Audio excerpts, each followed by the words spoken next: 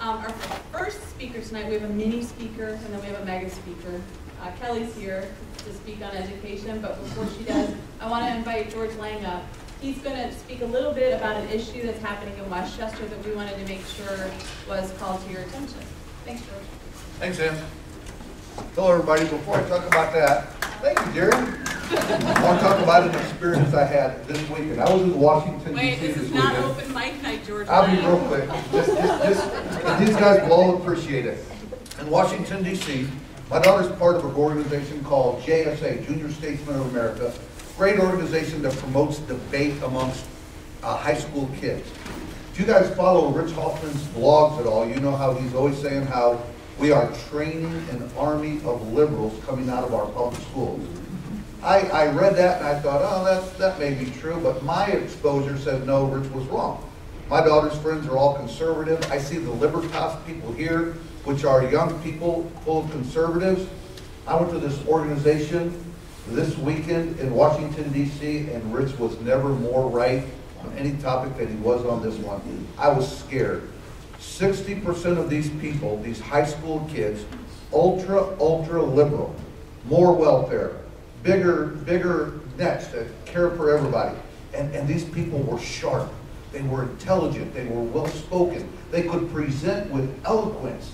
It was an amazing thing to see. And I was so impressed with their ability to stand up in front of 700 other people and articulate their position, but at the same time, I was so afraid. Then I have one more brief topic before we get to the main topic. The new utility rates. It's a $4.4 million tax increase on the citizens of Westchester. You guys have heard me on Channel 5, on WLW. It's what is called a cost shift. Government doesn't raise taxes, they just shift cost. And you guys are going to be stuck paying the bill if we don't stop this. I will get you information in the coming months what we need to do to try to stop it. But anything that has to do with Agenda 21, with the smart meters, if you don't have one on your house today, do whatever you can to stop it, to prevent it from happening. But that's another big battle we're going to have coming up. But what I want to talk to you about today is the recent incident with the Westchester Police Department. And look, I have so much respect for the men and women on our police department. These people are prepared. They leave their jobs every day knowing they may not come back. When I leave the house every day, I may not get the deal I'm working on, right? That's nothing compared to someone that maybe lose their life. These truly are heroes in our community. My definition of a hero, by the way, someone who is willing or who has put their life on the line for someone else. I have never done anything heroic in my life. And I pray to God that I will die without ever having to find myself in a position to find out if I'm a hero or not. I don't want to know. So I really have a lot of respect for these men and women that put their lives on the line every day. But having said that, you guys know there are times when even the good guys can cross a line. We've all seen the Rodney King beating. How many people here are concealed carry members? You guys seen that video of the Canton police officer? You all have seen that? Yeah. So you know there are times when police cross the line. Well, our police department recently found themselves in a situation, May of 2012, early morning hours, they get a call to a bar where there has been a fight from a 15 group people that were in a fight, and allegedly one person has said they were going to get a gun. So that's the frame of mind that you're going to observe when you see the video we're about to show. So that's the support I'm going to give the police department. Then I'm going to show this video once. We only need to watch about 2 minutes of it. Then I'm going to go back and show it a little bit slowly and talk about some things that are happening. Because by the way, this cost you guys so far about $280,000 in taxpayer dollars were spent on this. And can you hit play?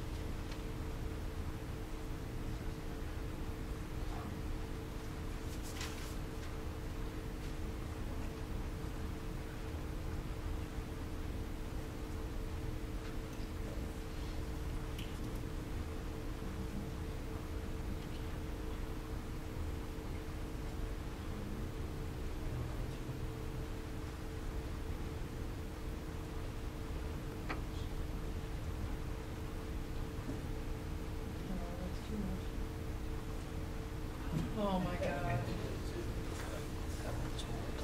That's bad. He wasn't resisting, that's right. It's almost like it was a son.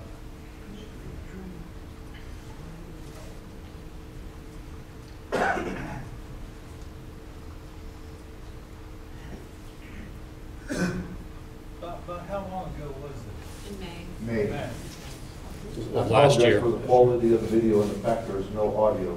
no, security cam.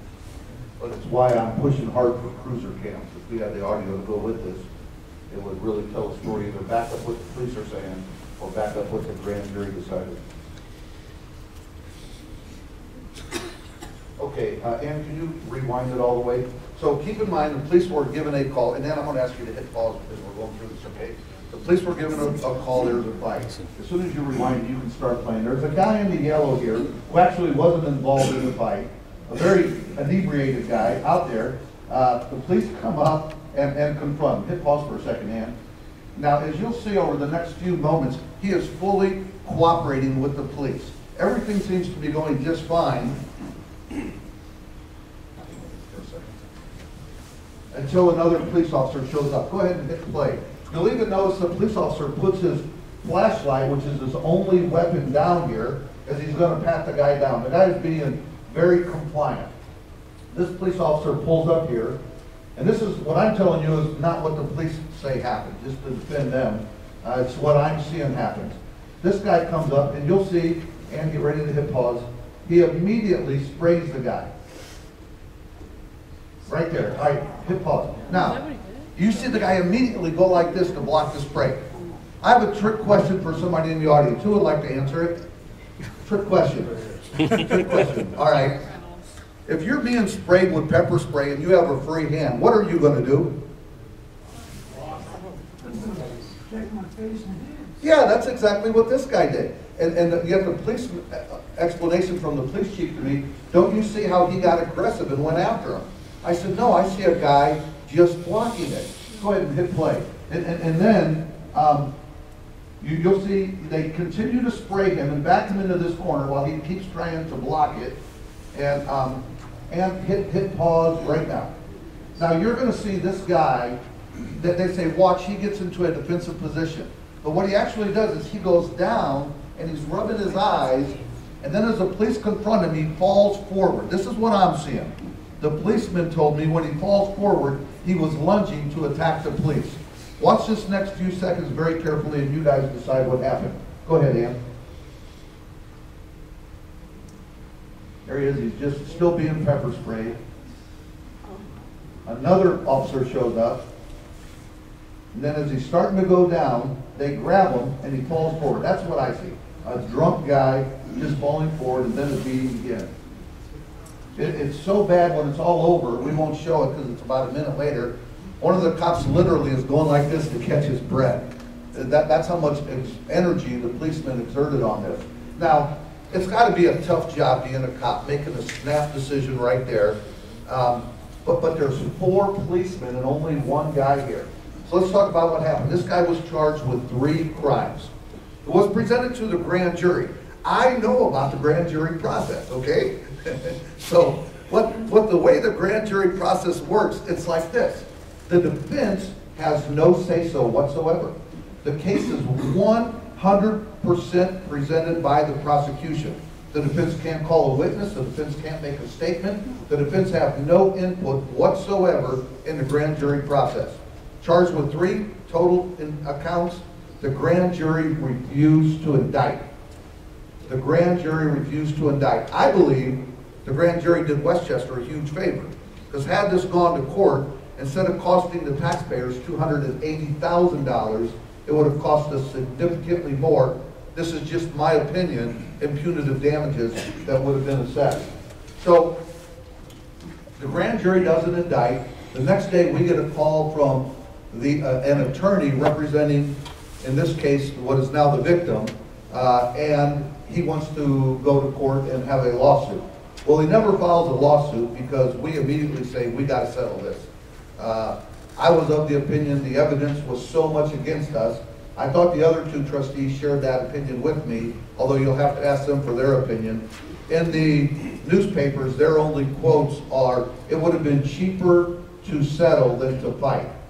Do you really think we would have spent over $265,000 in lawsuits fighting this? If we were right, if we could stand on principle, that's what we should have done. We should never settle something because it's cheaper to settle than to fight. You only settle something when you think that you might not come out in your favor and you want to get what you think is the best deal. That's the steps I took. I wanted to get the best deal for the taxpayers because I did not think that we would win this based on the evidence I saw. A few other evidence that I have, and I apologize, I hate doing this, I can't cite the sources. When I tell you the story, you'll see why. Multiple policemen, and when I say multiple, not like a whole herd, there were 3, approached me and said the night that this happened, there were people bragging about it back in the patrol room. And for these 3 guys, it sickened them. It sickened them, the way that they were talking and carrying on about it. And then I spoke to an individual that is involved in the bar. You'll understand why he doesn't want to get involved. He doesn't want any police harassment moving into the future. That said, this guy was a kind of a teddy bear, and what happened didn't need to happen to the extreme that it happened. So I'll let you guys draw your own conclusions. You read all the stories in the papers, I'm sure. If not, it's all in the Hamilton County. What I like though, the union, I'm not sure if this is, they really attacked me in the paper. They hired a lawyer to write a press release. I'd love to debate this lawyer on this. I would clean her clock. No one even signed the press release, by the way. And I'm not so sure this is because I'm the only trustee in the history of Westchester, as far as I know, that voted no on a levy. And most recently, the most recent police levy, and anybody that gave me 20 minutes, I could prove to you with empirical data, we do not need more money. Do not give it to us. It will only go to salaries, which in my opinion are already inflated. It's your money. Don't give it to us. We are a government. We are not responsible. Trust me. We all have our pet projects we would spend it on. Don't give it to us. Or if it's a fact that I am the only trustee that voted against a union contract. The most recent union contract, I lost 2-1, and it was for our communications employees. And this is what's going to shock you when you find this out. You can go north to south, Columbus to Louisville, east to west, Pittsburgh to Indianapolis. Not one department is higher paid than the Westchester department. And yet in our most recent contract, we're continuing with the step increases, continuing with the mandatory cost of living increases. It's not unusual for people in the public sector to see 8, 9, 10% raises. I know people in the private sector haven't seen a raise in 5 years as the economy contracts. I don't know if that's why the police department chose to attack me or not. I have an opinion that that may have something to do with it. In closing though, I just want to say I really, really respect the majority of people in our police department. What a tough, brutal job that must be. And we've had 2 police officers in Westchester in recent years that have been shot. I know those 2 people intimately. They're wonderful, beautiful people. I have a high affinity for them. What a tough job. And having to make a decision like this, I can't imagine what goes through their mind to have to make a decision in seconds as to what to do. After having said that, however, what I saw still doesn't clear my conscience as to what I think good police work could or should be. I'm not blaming the people involved. I wasn't in their shoes that night. I don't know what they were thinking, but maybe we need to look at our process. The 2 things I'm pushing forward to address this in the future, one are cruiser cams, which the police department has fought for a long time, and at least we would have got the audio from this police car right here. And the audio could have perhaps matched up what the police department was saying. Maybe we would have heard the victim in this case hollering, screaming, cursing, using profanity, I'm going to get you. I don't know, we have nothing to base it on. But the other thing I really want to push forward is a citizens review oversight committee. Because the police investigated this, and guess what the police found? You're right. There was a Will Smith movie one time called Enemy of the State, and he was talking about the states watching you, and his wife said, well, who's watching the watchers? Same thing here. So the police investigated this, cleared the guys, there was obviously no wrongdoing. The grand jury didn't agree with that. But the Citizens Oversight Review Committee we'll have a place for citizens or business owners who felt like they've been wronged by the police to go to without spending any money on legal fees, just a group of citizens like yourself that they could go to and plead their case and give this group a little bit of authority, if you will. So those are the two things I'm pushing. Any questions at all? Yes? Do Westchester police officers carry tasers? No, good point. One of the other things that the police chief was talking to me about just last week is to look at replacing the batons with tasers.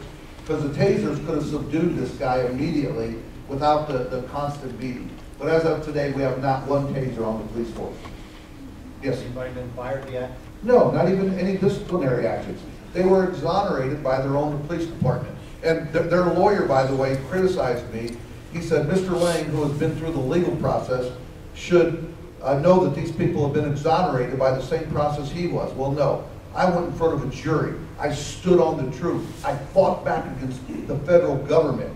And it was a brutal experience, and the truth was on my side.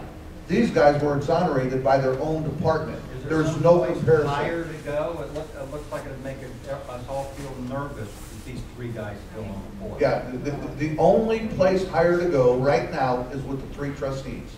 And right now, I don't have a second vote to want to move forward, just to take what I think is some simple common sense steps. Let's have an outside group come in and analyze this. Read the report, talk to the witnesses and the victims, and see. Let's just take some simple steps.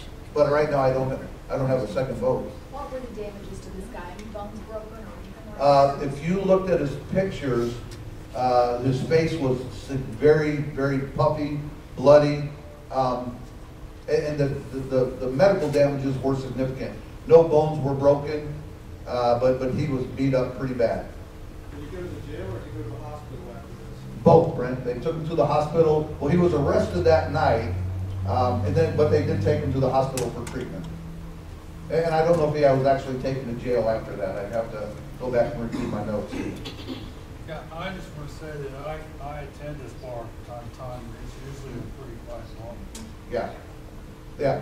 In my 10 years, we've only had one complaint from the neighbors at this bar. And that's unusual. Mark? What was he charged with? Oh, let me tell you 3 things. I know one was felonious assault.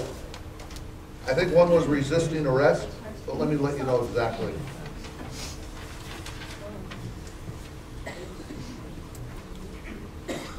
Obstructing official business. One was obstruction. So I think it was obstruction of justice, felonious assault, and resisting arrest. I got a question for you. What happened to the other 15 in the fight? They were all gone by the time the cops showed up. They were all gone. Yes?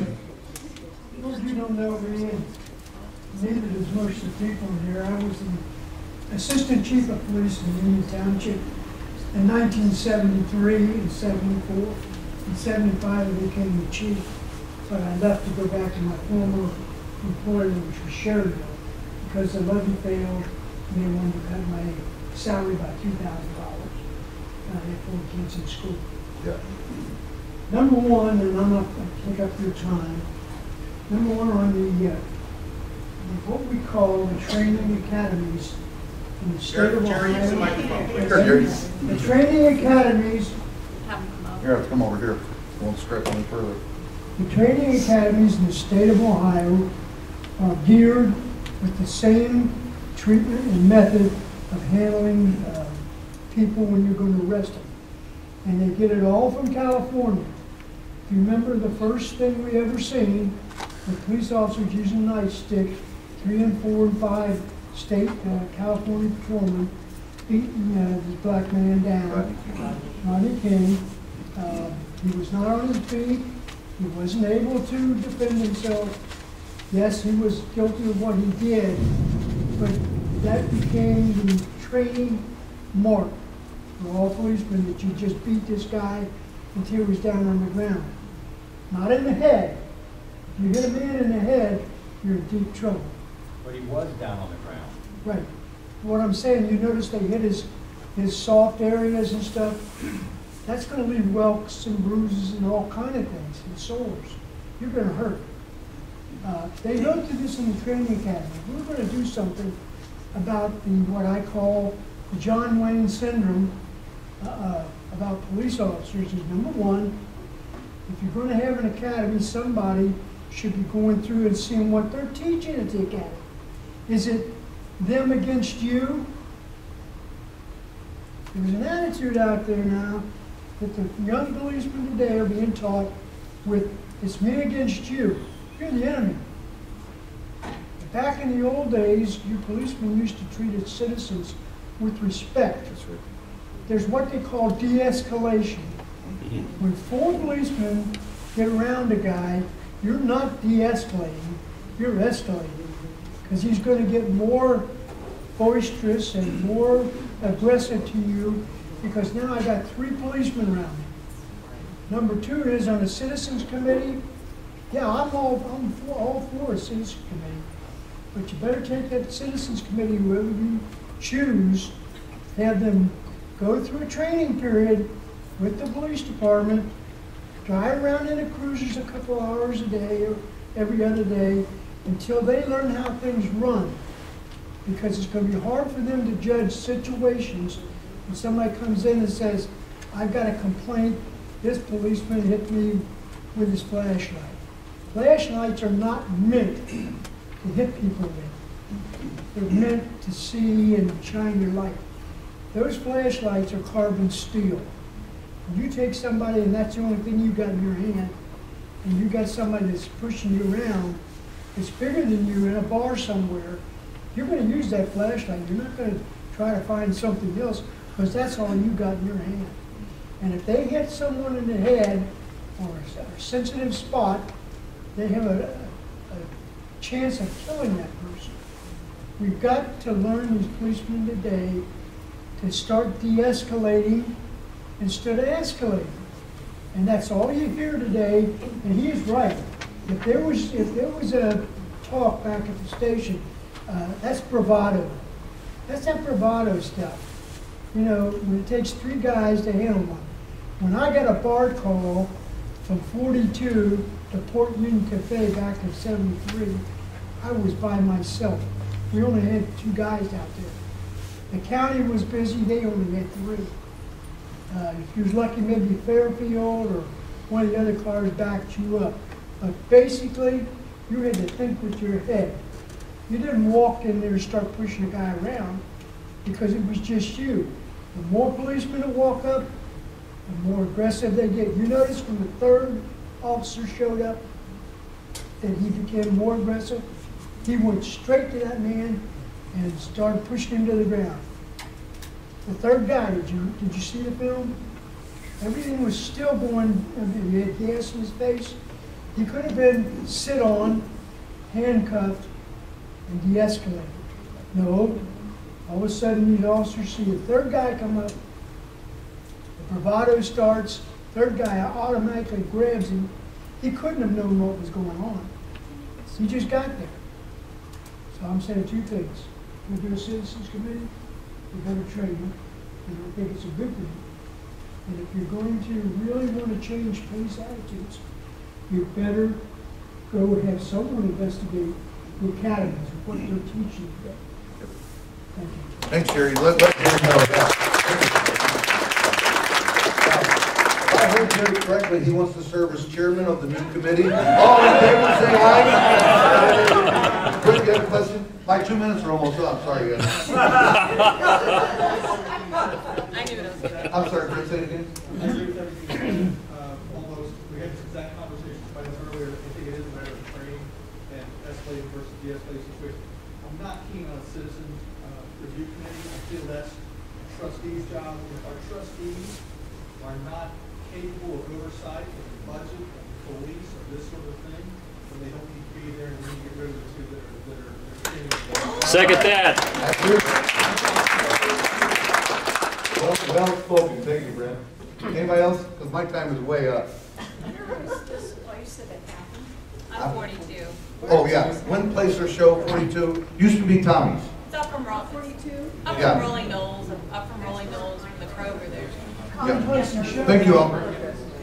Hey, can we make that video go viral on? We have it. I don't see why not. Yeah, I was saving it. I wasn't saving it, but I'll put it up tomorrow. Yeah. It's on YouTube. It's on Westchester. Hi. I saw it on Westchester Buzz in May. I mean, that's how long it's been around.